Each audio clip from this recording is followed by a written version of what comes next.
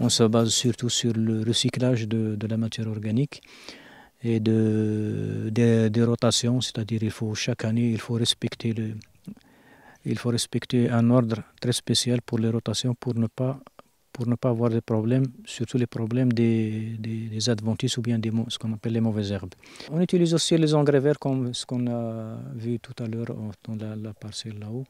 Donc c'est très bénéfique pour les sols et ce sont des cultures ce sont des méthodes de fertilisation qui sont très fiables parce qu'ils jouent sur la texture du sol. Ils rendent le sol plus friable et plus maniable pour les futures cultures.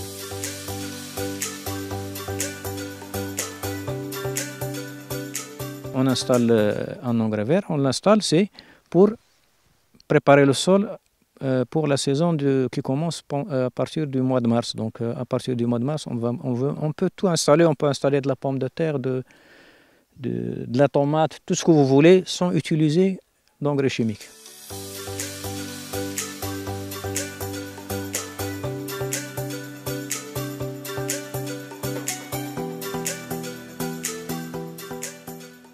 Là, on travaille beaucoup avec les déchets verts, c'est-à-dire toute la matière organique qui reste dans le champ.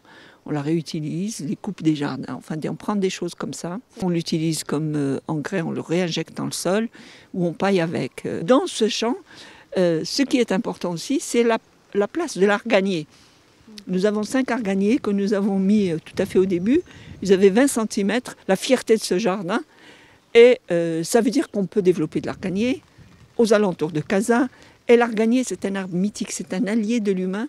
Et vraiment, il peut être une réponse aussi au changement climatique. Et je pense qu'on a intérêt pour végétaliser, de mettre de l'arganier parce que personne ne le touche, comme il pique. Et puis en même temps, il donne des fruits. Donc on peut utiliser les fruits après pour faire une petite unité de trituration.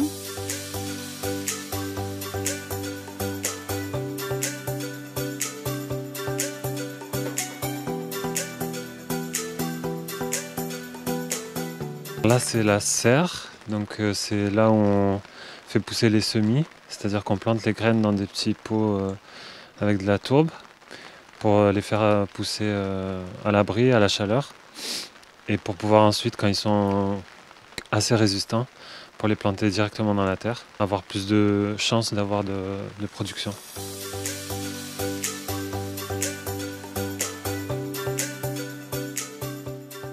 Il faut prendre le taureau par les cornes tout de suite, vraiment, et commencer à mobiliser les gens et à leur injecter vraiment une dynamique positive pour qu'ils comprennent que le bio c'est l'avenir et que ceux qui auront du terrain et pourront faire de l'agriculture auront une activité, pourront se survivre, etc. dans le schéma de développement.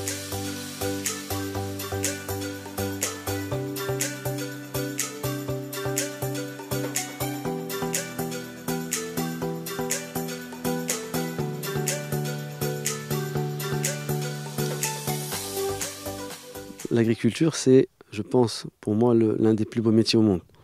On a une responsabilité, c'est de nourrir la population. Alors, je ne pouvais pas mettre ce costume d'agriculteur et mettre des produits chimiques sur mes plantations. C'est-à-dire qu'on a une responsabilité et on doit aussi pouvoir produire sainement une alimentation saine.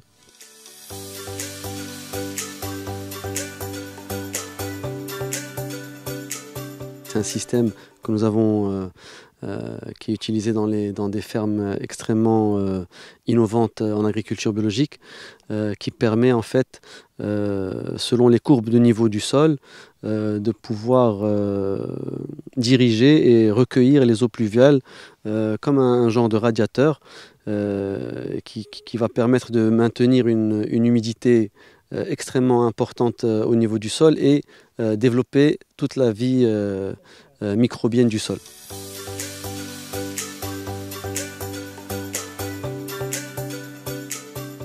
Il a fallu s'inspirer de pratiques, des pratiques utilisées dans la permaculture, des pratiques utilisées dans l'agroécologie, que ce soit le couvert végétal permanent, l'absence de labour, comme aussi le keyline, le système qui permet de recueillir les eaux de pluie, qui permet de conserver une certaine humidité dans le sol et de développer la vie microbienne du sol.